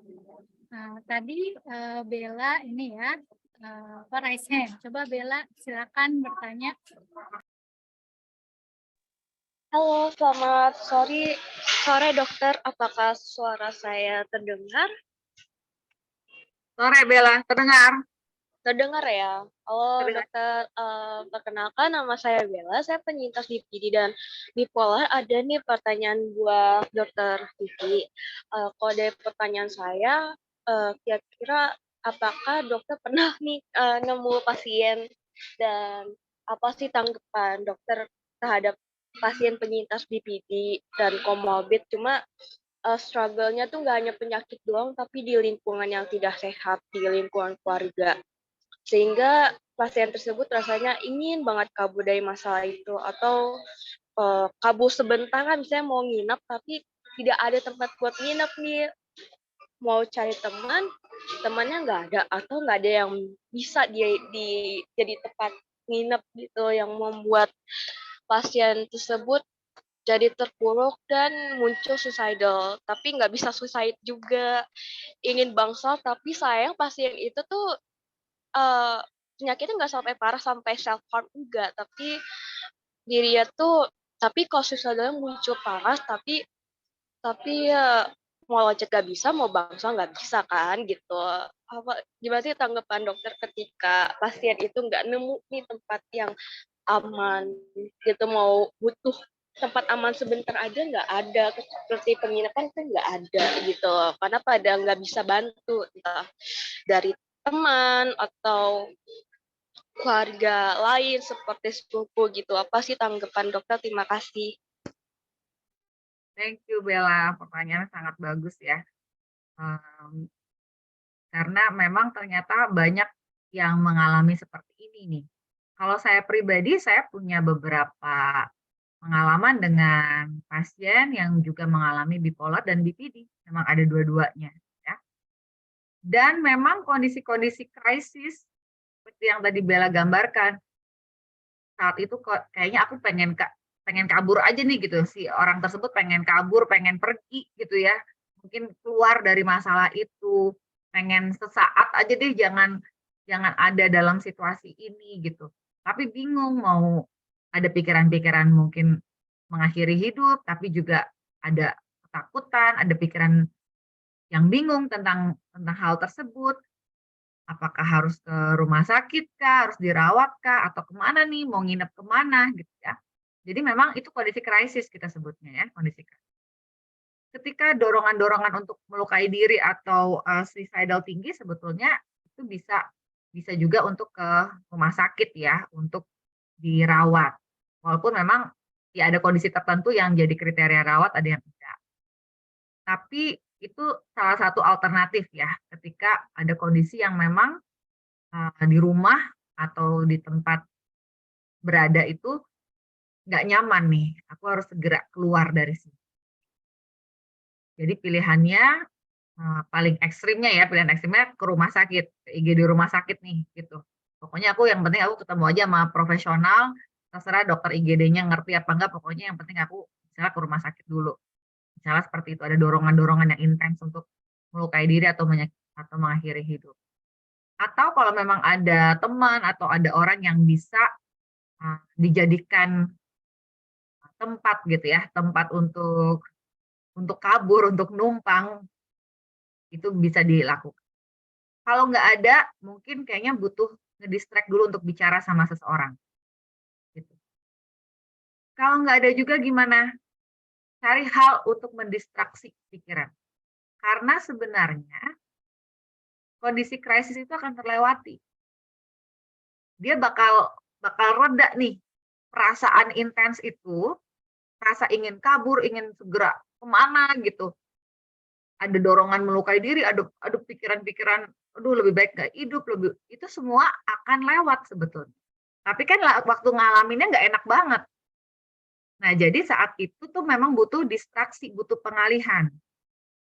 Ada orang yang dia telepon aja someone, telepon seseorang, mungkin nggak harus kayak cerita, aduh tolong dong gue lagi ini banget, nggak harus curhat-curhat. Kadang-kadang dia cuma butuh ngomong aja gitu, butuh pengalih aja. Gitu. Jadi nggak harus cari teman yang bisa dijadiin tempat curhat. Dok, aku nggak punya teman buat tempat curhat. Ya udah pura-pura aja nanya apa, ini nggak sih ada tugas ini nggak ya, atau apalah, nanya apa random gitu. Atau kalau perlu telepon, sayangnya kita nggak punya suicide hotline ya, di Indonesia belum ada yang betul-betul berjalan dengan lancar. Kalau di luar negeri mungkin bisa telepon itu kayak buat jadi ngobrol gitu kan. Atau ya kita telepon operator apa, nanya apa gitu. Kita cuma butuh untuk ngedistract. Kalau nggak ada juga, saya malah dapat inspirasinya dari beberapa pasien saya, dia nontonin live-nya siapa gitu. Jadi dia merasa nggak sendirian. Dia lihat live-nya selebgram atau siapa gitu ya, ada orang live atau orang jualan gitu di TikTok misalnya. Terus dia berusaha engage aja, ikutan komen atau apa. Jadi akhirnya dia ke distract. Dia merasa nggak sendirian. Oh, di jam yang sama, di detik yang sama, di dunia ini ada nih. Ada orang yang juga lagi bangun, yang berinteraksi sama aku gitu. Kadang dia mungkin komen apa, terus ada orang balesin komennya dia gitu. Jadi dia merasa ada interaksi sama orang. Dan itu bisa mengalihkan ya pikiran-pikiran untuk self harm atau kabur atau suicidal gitu. Jadi kadang-kadang kita butuh kreatif, mungkin nggak ada jawaban yang terlalu ideal yang memuaskan, seperti yang tadi ditanyakan oleh Bella. Tapi di antara yang tidak ideal itu kita nyari mana yang kayaknya paling nggak bisa lah dilakukan. Gitu. Gitu, Bel. Ada banyak yang ngalamin kayak gitu kalau pasien saya juga. Nah, pasti dokter. Oke, sebenarnya ada dua nih yang raise hand ya, tapi kita seling-seling aja sama yang chat. Nah, di sini ada yang ngechat, wah ini relate banget nih biasanya ya. Saya penyintas keduanya yang sering putus obat karena beberapa alasan. Salah satunya karena efek samping obat bipolar terhadap kenaikan berat badan. Izin bertanya, Dok, apakah ada obat bipolar yang tidak memiliki efek samping terhadap kenaikan berat badan? Niat ingin memiliki mood stabil dan terkontrol, tapi kalau unmatched malah bikin gemuk yang berujung stres, mikirin bentuk tubuh dan memilih untuk putus obat tiba-tiba tanpa persetujuan dokter. Banyak nih dok yang sering curhat kayak gini di grup. Ya, ya memang ini bisa relate banget ya, mungkin yang perlu menjalani pengobatan khususnya untuk bipolar ya, karena bipolar tadi saya udah jelasin faktor genetik dan faktor perubahan fungsi di otak, di neurokimiawi otak memang kuat. Jadi memang bipolar itu terapi utamanya obat. Nah, tapi the problem is obat-obat penstabil mood itu seringkali memperlambat metabolisme. Jadi kita makan, metabolisme tubuhnya lambat gitu. Ibaratnya pembuangannya itu lebih lambat. Jadi kayak lebih banyak numpuknya, lebih banyak jadi lemaknya gitu kan, nambah berat badan deh.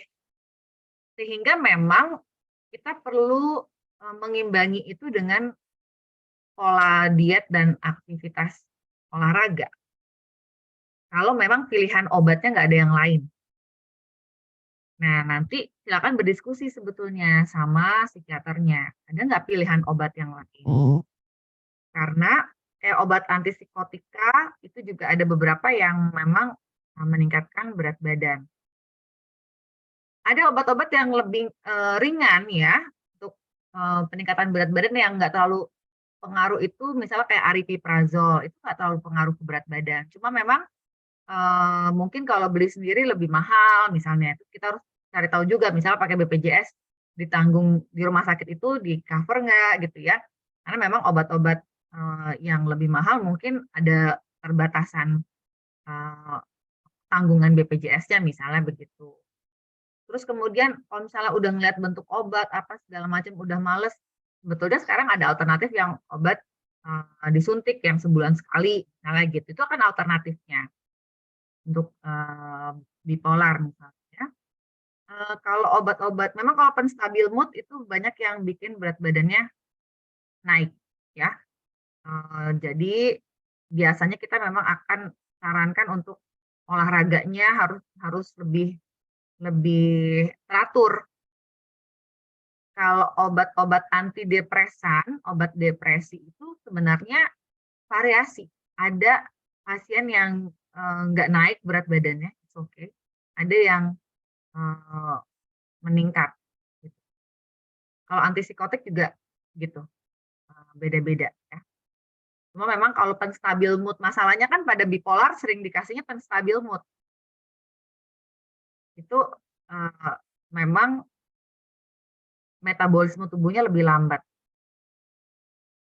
Kemudian kita perlu berpikir tentunya untung ruginya ya. Memang di satu sisi pengen stabil moodnya, pengen sehat mentalnya, tapi juga khawatir dengan berat badan naik. Tapi kalau mentingin berat badannya aja, nanti moodnya nggak stabil, up and down juga kegiatan lainnya juga jadi kacau. Jadi teman-teman perlu menimbang nih, perlu mempertimbangkan dengan baik, gitu ya. Gimana mood aku stabil, tapi aku juga berat badannya jangan berlebihan nih. Nah, berarti ada yang harus kita atur. Mungkin pola hidupnya gitu, lifestyle-nya. Karena mengatur si mood ini agak lebih susah. Tanpa gitu. Tapi untuk mengatur berat badan, ya memang nggak gampang juga, tapi kita mungkin bisa lebih lakukan berbagai strategi ya. Dan jangan lupa juga harus lihat juga genetik ya. Kalau memang di keluarga itu rata-rata gemuk, misalnya, berarti memang ada kecenderungan lebih gampang gemuk. Terus lihat juga waktu kecil. Waktu kecilnya cabi nggak, gemuk nggak gitu. Kalau dari kecil udah cabi, udah gemuk, memang ada kecenderungan lebih cepat lagi gemuknya ketika minum obat-obat yang membuat metabolisme lambat. Tapi kalau misalnya kecilnya dulu nggak gemuk, artinya sel-sel lemaknya nggak terlalu banyak, biasanya memang nggak terlalu pengaruh gitu ke berat badan. Jadi sangat individual ya, sangat individual untuk respons obat ini. Seperti itu. Nanti diskusi sama psikiaternya ya, cari pilihan obat yang tepat supaya moodnya tetap stabil. Oke, Tia. Oke, terima kasih dokter. Nih, sekarang kita lihat yang raise tadi pertama Dinovia ya. Coba Dinovia silakan unmute untuk bertanya. Oke, baik. Terima kasih untuk kesempatannya. Sebelumnya mohon maaf, Dok, apabila saya off cam karena ini cukup low bat, jadi saya berusaha untuk mengurangi ini baterainya. Jadi gini, Dok, yang ingin saya tanyakan kan kebetulan kemarin saya terdiagnosa bipolar dan BPD itu melalui tes psikometri yang dilakukan dengan psikiater saya. Nah, yang pada akhirnya sekarang itu udah hampir 2 tahun berjalan dan sudah mulai cukup stabil gitu, Dok. Nah, masalahnya adalah ketika sekarang saya hamil kembali gitu. Nah, saya sudah mengkonsultasikan gimana sih caranya untuk banyak melakukan pengalihan, walaupun akhirnya di hasil tes pun terlihat saya avoidant. Itu karena sangat banyak pola pengalihan yang saya lakukan. Namun ada ketakutan tersendiri gitu, Dok. Sekarang itu yang saya alami itu betul-betul kayak flat gitu, Dok, kayak mati rasa. Nah, yang saya khawatirkan karena sebelumnya juga konsultasi kalau orang dengan faktor resiko gangguan mood ini kan lebih mudah untuk terkena depresi ketika postpartum misalnya gitu, Dok. Nah, ada nggak sih, Dok, triknya ketika misalnya sekarang lagi hamil dan menghadapi nanti fase melahirkan gitu untuk kita bisa lebih stabil karena yang sebelumnya pun saya mengalami postpartum depression itu hampir 2 tahun gitu, Dok, di hamil pertama. Nah, ini di hamil kedua nih berusaha untuk konsultasi ke SPOG-nya, ke SPKJ juga, tidak ada obat yang bisa nge-backup gitu, Dok, untuk kondisi saat ini gitu. Ada nggak tips and trick atau saran yang khusus untuk ibu hamil gitu, Dok? Begitu, Dok. Terima kasih sebelumnya, Dokter. Sama, thank you sharingnya Dinovia ya. Ya, Berarti Dok. ini sekarang kehamilan usia berapa? Kehamilan kandungan usia berapa? Untuk saat ini jalan 3 bulan, Dok. 3 bulan ya. Ya, memang ketika menjalani proses terapi dan merasakan perbedaan ya, perbedaan waktu sebelum terapi, terus kemudian udah terapi jadi lebih tenang, lebih stabil, memahami bahwa ternyata iya ya, aku terbantu nih dengan terapi, dengan pengobatan. Kita merasakan pengobatan itu sebagai support, sebagai dukungan. Dan saat hamil, kita tahu memang obat-obatan dihindari ya selama kehamilan. Bukannya karena udah pasti jelek, tapi karena kita nggak tahu gitu. Karena nggak pernah ada penelitian pada ibu hamil, karena pasti nggak dapat izin ya, nggak lolos kaji etik gitu, nggak diperbolehkan. Karena kan ini lagi hamil, masa ibaratnya jadi uji coba. Sehingga memang tidak ada obat yang pernah diuji cobakan pada ibu hamil, karena nggak boleh, nggak etis secara penelitian.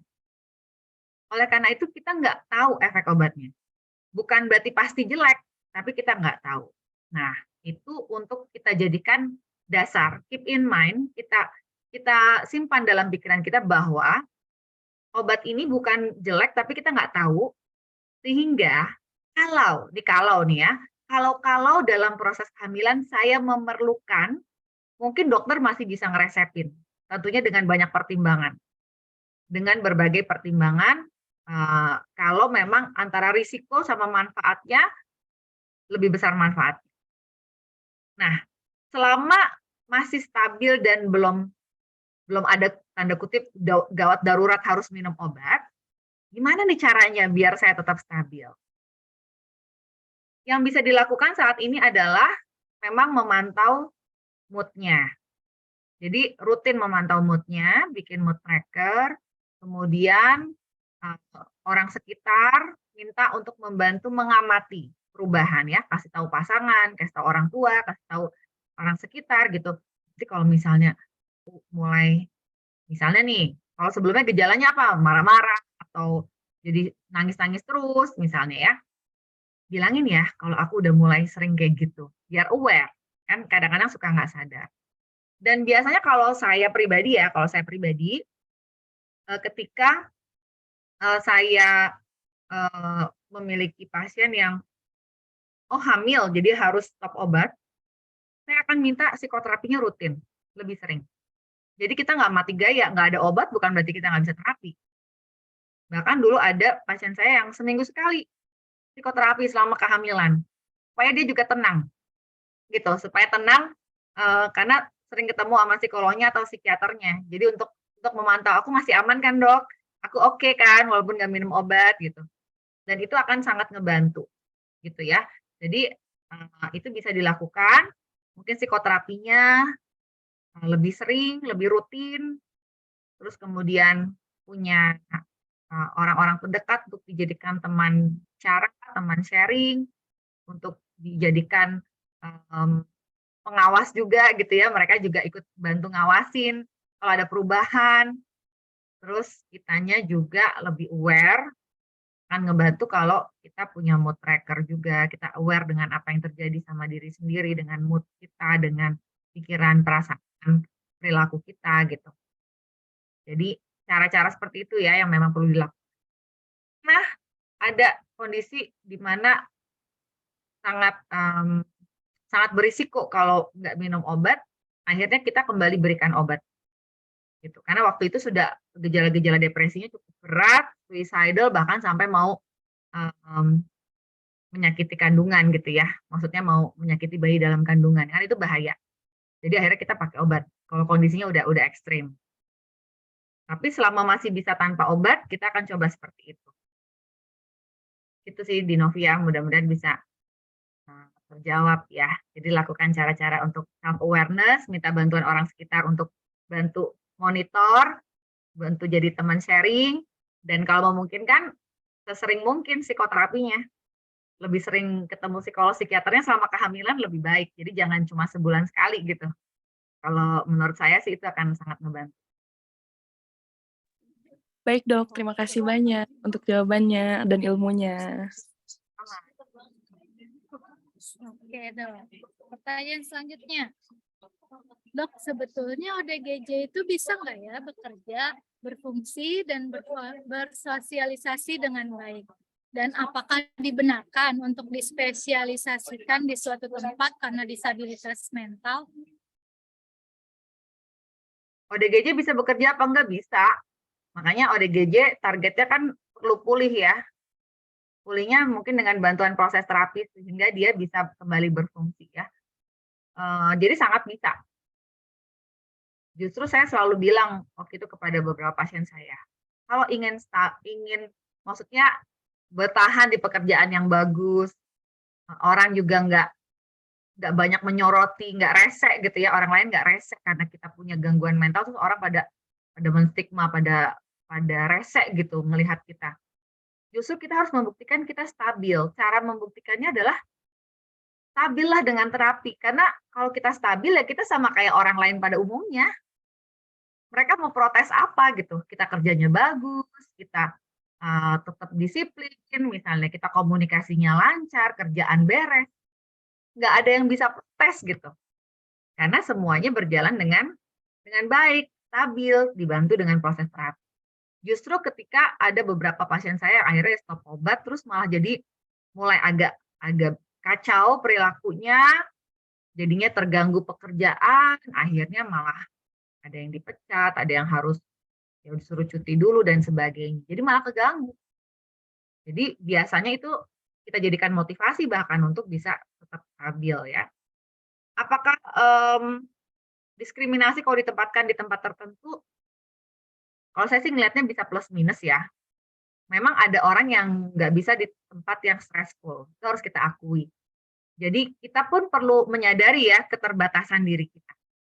Misalnya nih teman-teman penyintas bipolar dan BPD misalnya, daya tahan terhadap stresnya rendah. Artinya kalau ada stres gampang ke-trigger gitu.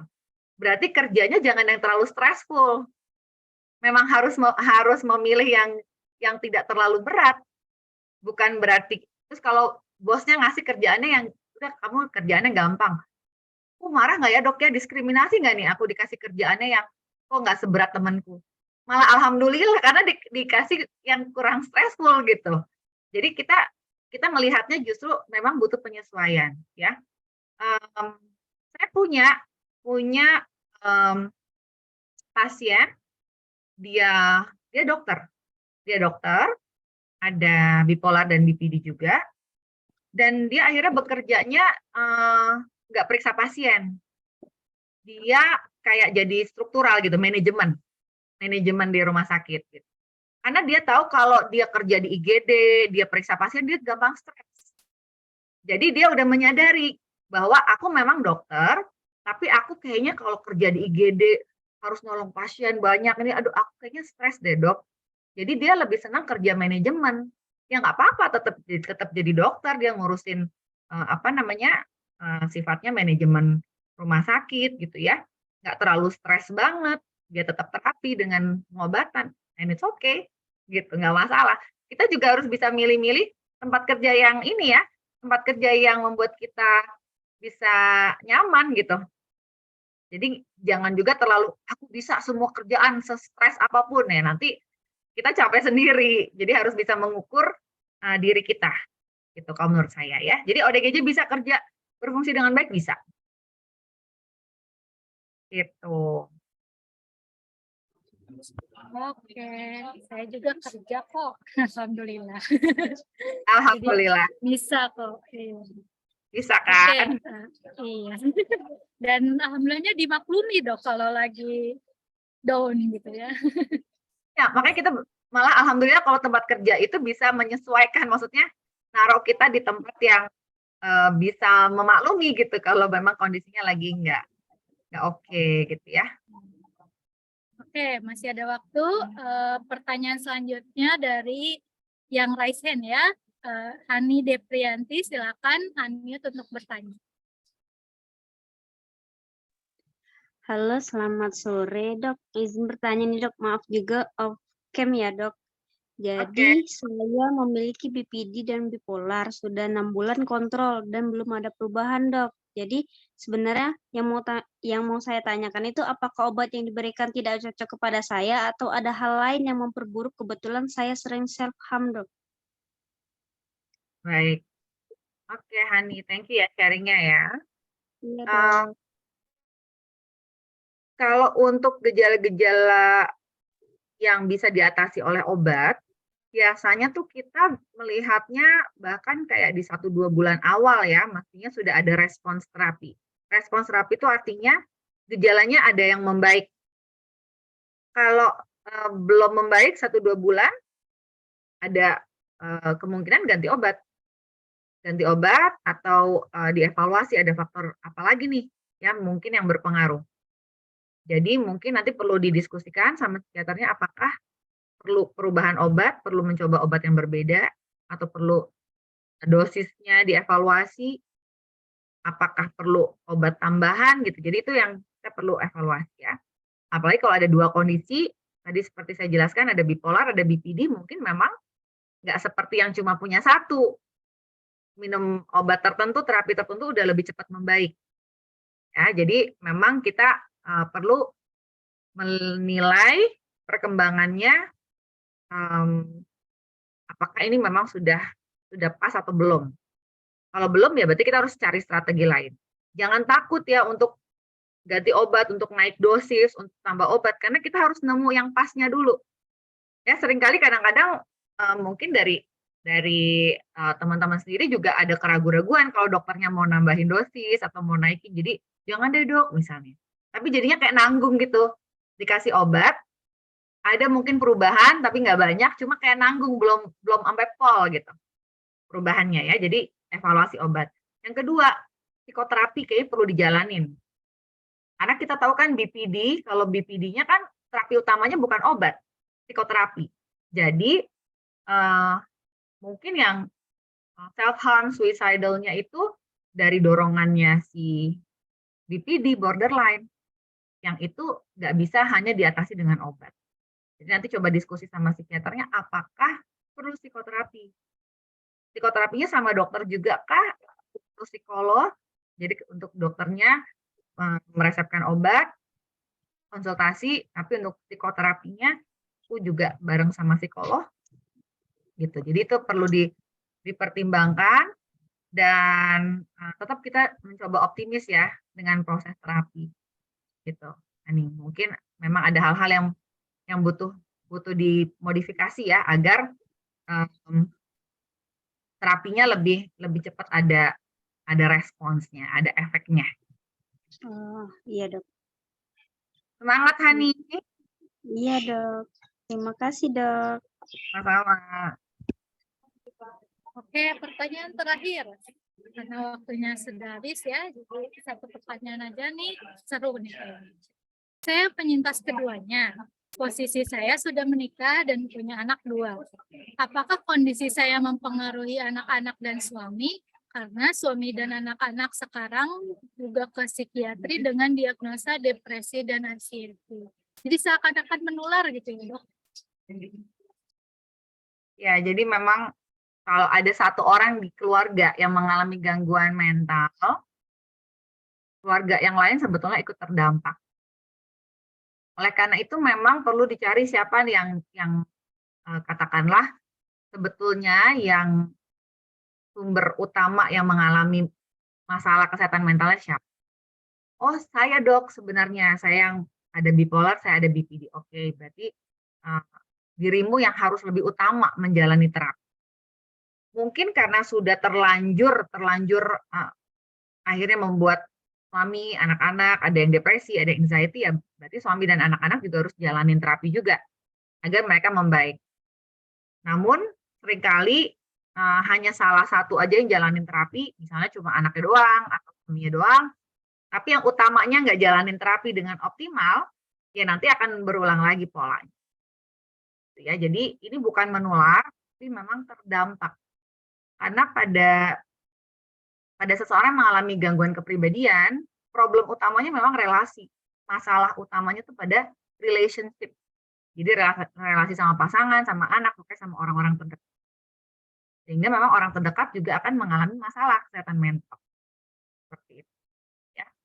Dan nggak jarang juga sebenarnya seseorang yang mengalami borderline atau personality disorder mungkin saja dulu waktu kecil dia juga interaksi sama keluarganya kurang baik juga. Artinya dia pun merupakan korban juga sebenarnya mungkin dari pola asuh orang tuanya, dari trauma-trauma masa kecilnya gitu. Tapi ketika berkeluarga punya anak, tanpa sadar dia juga membuat trauma juga untuk anaknya. Nah ini jadi pola yang kayak berulang kan. Jangan-jangan kalau dicari tahu, oh iya dulu orang tua saya juga gitu dok, nenek saya begini-begini, kakek saya. Jadi ini pola yang nggak ada berhentinya gitu. Saling memberi trauma ke generasi berikutnya. Oleh karena itu kita harus stop di diri kita. Seperti itu ya. Jadi tetap semangat untuk memulihkan diri sendiri dan juga keluarga.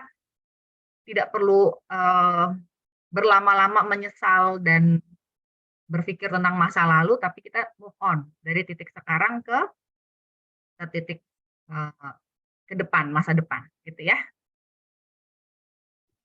Oke dok, terima kasih. Ya ampun, hari ini seru banget ya teman-teman. Bener gak? Kalau bener, coba komen ya. Oke, karena waktunya sudah habis, saya kembalikan ke host. Silakan Aza.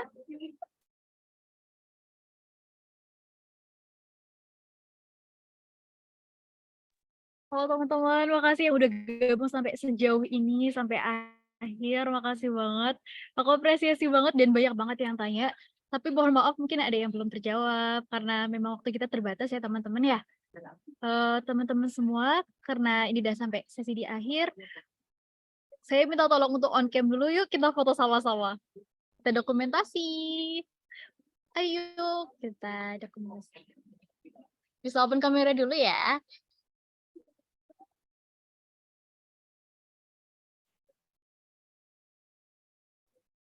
Oke, udah semua?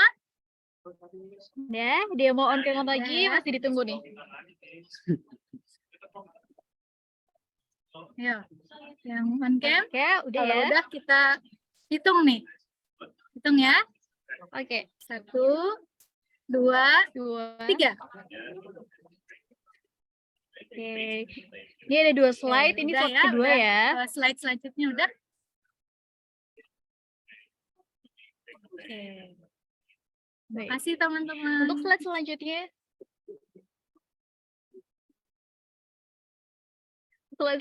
Bentar, kayak slide selanjutnya kayaknya ini belum deh.